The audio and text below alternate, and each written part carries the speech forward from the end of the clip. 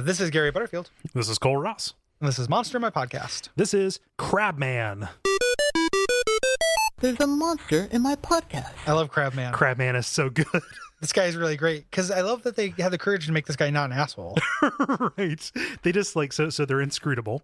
They tend to keep to their own. Their language is so difficult that even the most learned scholars will only even know learn like a words. couple of words, right? And just butter and garlic. They illustrate them as though they're going to be horrible monsters. Like this feels like, this is like maybe a couple of deviations away from being just another bullywug. Like, Yeah. oh, it's just a crab orc. But no, they're just upsetting an alien, but they're kind of just rocking their own deal. They're a little bit xenophobic, but like, I mean, if people tried to cook and eat me, I would be xenophobic too. Yeah. If anyone is going to do that Yeah. to me, hopefully they won't. I love that they everything grows back. So their eye stalks grow back, their arms grow back. That's real creepy. Like there's so many things in here that are meant to make you kind of unnerved until they get to the point where it's just like they're good guys. Every once in a while, like something like 10% of them have a business claw. Like they have like one giant claw. Yeah. But not everybody has it. Mm-hmm. Yep. Yeah. Love it. I think the most upsetting thing about this is the detail of how they eat, which may be how actual crabs eat. I don't know.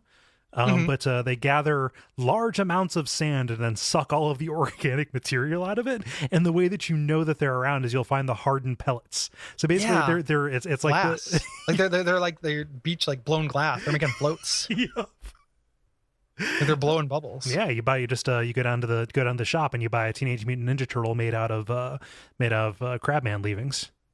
Man, I was at the beach recently. Yeah, I went to the coast, and those little crab or those little shell turtles things. They had ones with little individual wireframe glasses and stuff. Oh, that were man. somehow priced at 70 cents. What? And I was like, man, has this just not been adjusted for inflation since the last time I saw one of these when I was 7? That might just be there from before, right? Like an old like price tag or something. Yeah, It's just very weird. Like I was just like this. This is cheap touristy shit, but more than 70 cents of craft went into this. Give yourself a little bit of credit. Yeah, like I can't remember the last time that I bought hot glue. But... Yeah, but even then, like that costs more than 70 cents. And even just like bending the wire to make little glasses, it's adorable and work intensive. That must be something that happens at scale. Yeah. Yeah. I feel like they've reached an economy of shell. That's probably true. Yeah. Economy of scale. Another economy. There we go. Thank you. Yeah. Another great detail. They only live up to 20 years. So they just get to the point where they change their major and then they're done. That's it for them. There's no exploring at Crabman U. Yeah. Down at Crabman U. I'm into these guys. I love how this entry is a real roller coaster ride where it's like, okay, they're fucking disgusting and they have eye stalks, they regenerate, they're repulsive, they spit out sand blobs. Actually, they're pretty good guys. That's a matriarchy, they're pretty peaceful.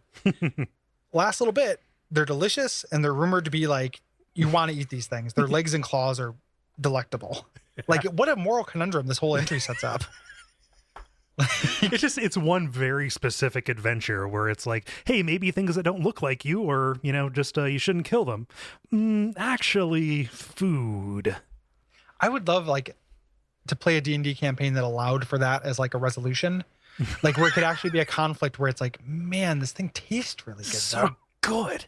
Like the way you'd have to do that, because the player will always just be like, my character just doesn't eat. Meh. Like it's really hard to tempt your characters with stuff that is non-mechanical. The way you would do it is you would like bring pizza and be like, listen, every time you have a piece of this pizza, your character is eating Crabman. So like if you want this pizza, if you don't want your character to do this thing, you have to deny yourself pizza in real life. Otherwise, your character is cracking open a Crabman. Well, it's like what are the Crudlers from Futurama, where they where they don't know that it's the young of the Omicronians. Yes. Yep.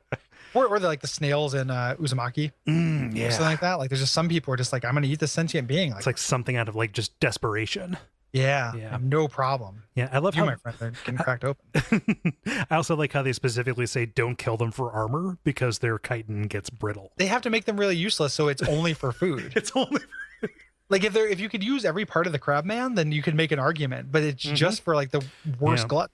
So you fall down into a deep dark pit where only crabmen live. You learn one or two of their words, butter and garlic. You kill them and you eat Every them. time you say it, they kind of shrug and then pour themselves in the substance. Yeah. It's how they bathe. It's like their version of dandruff shampoo. It keeps them from flaking. Yeah. And keeps their flesh flaky. Yeah. And you can't use their shells to like build a way out. You just have to live down there and eat your crab people now. Yeah. Oh, and that's how you become one?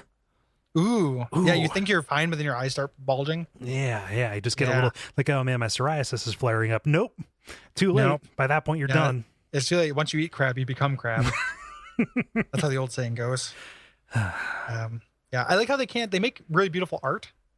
And they can't differentiate the difference between like steel, platinum, and silver. So you can like fool them. Like there's this implied, like it is just, this whole thing is like a trap. This whole entry, because it's just like, they're good guys, but if you want, you can trick them and you can eat them. You know, this whole thing is like an alignment test for the reader.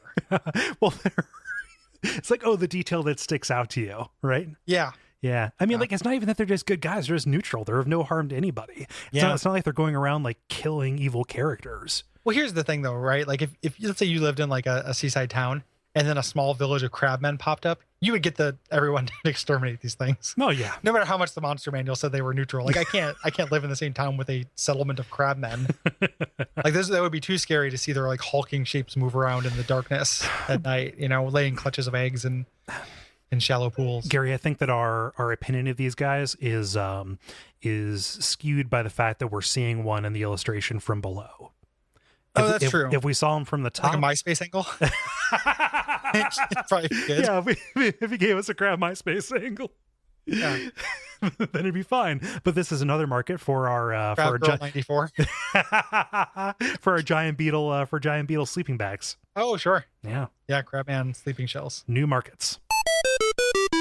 Brought to you by our backers at patreon.com/Duckfeed.tv.